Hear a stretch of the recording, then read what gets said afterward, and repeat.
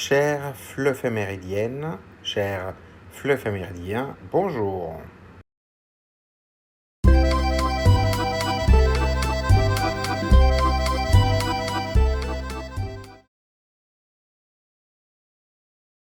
Instituée par l'Union internationale des boulangers, cette journée coïncide avec la Journée mondiale de l'alimentation et rend hommage à un aliment universel, symbole de partage, de culture et de tradition. La Journée mondiale du pain valorise le savoir-faire des artisans boulangers, la diversité des pains à travers le monde et rappelle l'importance de cet aliment dans l'histoire de l'humanité. Voie F, destination sentier tracé. Attention au départ.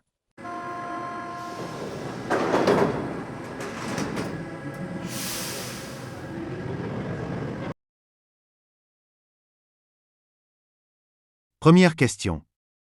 Mangez-vous du pain tous les jours? Avec quel repas? Beaucoup de personnes mangent du pain à chaque repas.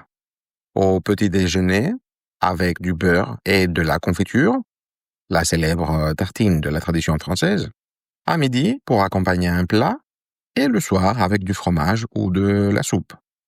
D'autres en consomment plus rarement, surtout lorsqu'ils suivent un régime, ou qu'ils préfèrent le riz ou les pâtes à la place du pain.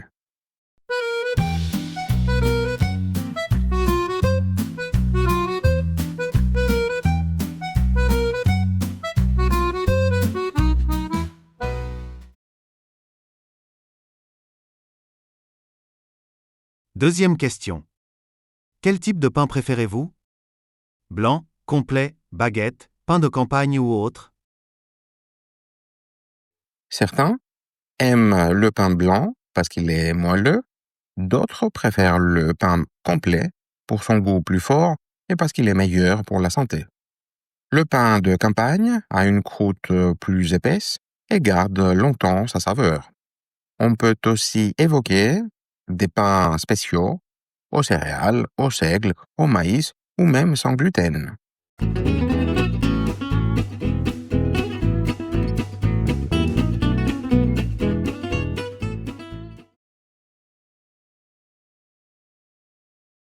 Troisième question. Achetez-vous votre pain à la boulangerie ou au supermarché? Plusieurs personnes vont à la boulangerie parce que le pain y est plus frais et sent bon. D'autres préfèrent en acheter au supermarché, car c'est plus rapide et souvent moins cher. Certains font même leur pain à la maison avec une machine ou au four traditionnel.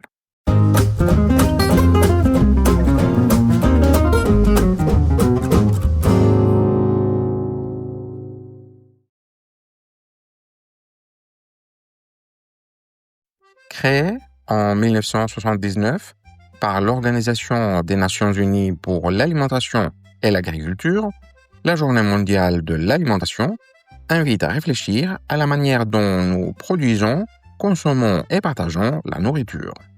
Elle met en lumière les grands enjeux mondiaux liés à la faim, à la sécurité alimentaire, à la nutrition et au développement durable. Son objectif principal est de rappeler que l'accès à une alimentation saine, suffisante et respectueuse de l'environnement constitue un droit fondamental pour tous. Voie L, destination terrain conquis. Attention au départ.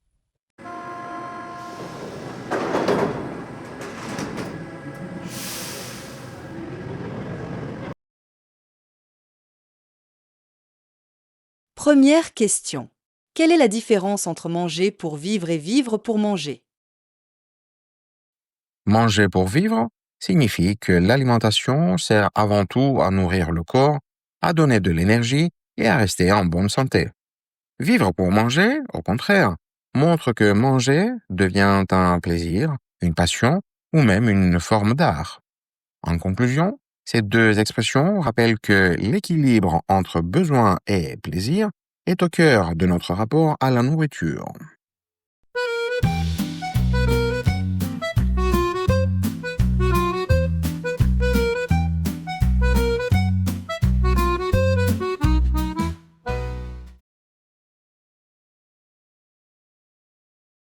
Deuxième question. Quelles sont les conséquences de l'industrialisation de la nourriture sur la santé et l'environnement? Quelles solutions pourraient améliorer la situation? L'industrialisation a rendu la nourriture plus accessible et moins chère, mais elle a aussi favorisé les plats ultra transformés, riches en sucre et en graisse. Elle provoque la pollution, la déforestation et le gaspillage alimentaire. Pour améliorer la situation, on peut encourager l'agriculture locale, limiter les emballages, réduire la viande industrielle et consommer de façon plus responsable. Ainsi, il faut repenser nos modes de production et de consommation pour préserver à la fois la planète et notre santé.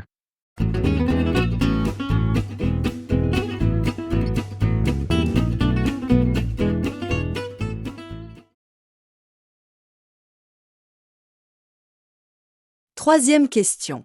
Quels sont aujourd'hui les grands défis alimentaires dans votre pays et dans le monde? Les principaux défis sont la faim dans certaines régions, l'obésité dans d'autres, le gaspillage alimentaire, la perte de biodiversité et les inégalités d'accès à une nourriture de qualité.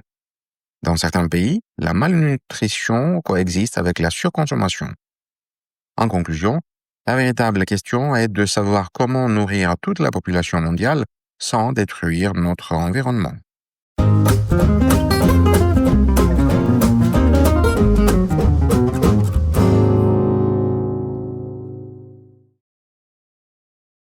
Voie E, destination, sommet atteint. Attention au départ.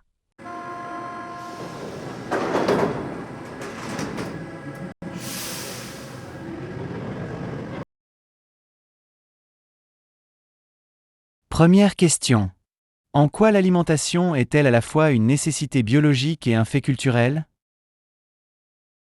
Manger répond d'abord à un besoin vital. Sans nourriture, l'organisme ne peut pas survivre. Mais au-delà de cet aspect biologique, chaque culture a ses propres traditions culinaires, ses goûts, ses symboles et ses rituels. Le repas devient un moment social, identitaire et émotionnel. Ainsi, l'alimentation relie le corps, la culture et la mémoire collective.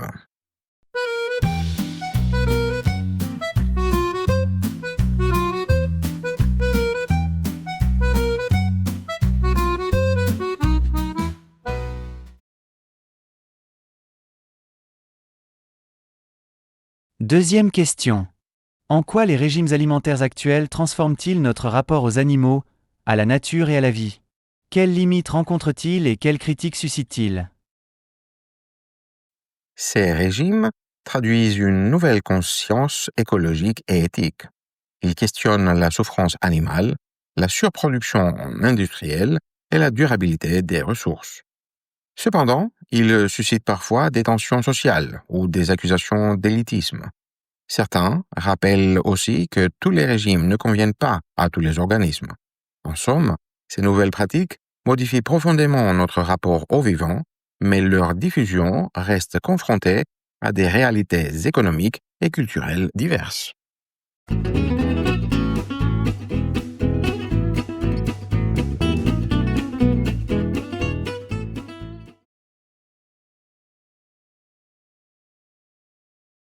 Troisième question. L'innovation technologique dans l'alimentation promet de nourrir plus de monde, plus vite, mais à quel prix? Le progrès justifie-t-il l'abandon des savoir-faire traditionnels?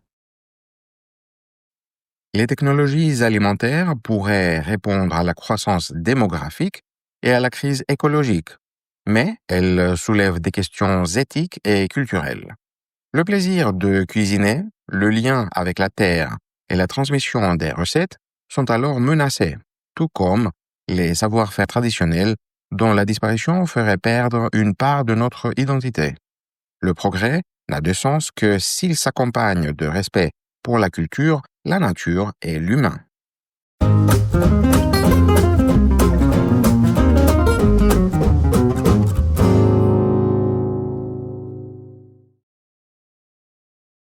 Prochain arrêt. Tu me trouves jolie, même si je suis faite de bois. Je me libérerai de mon marionnettisme.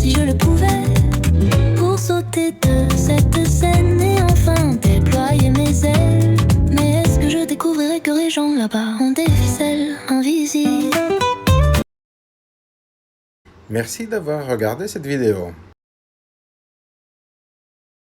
Si elle vous a plu, mettez un pouce bleu et abonnez-vous pour ne rien manquer. N'hésitez pas à la partager si vous la trouvez utile et à laisser un commentaire pour donner votre avis.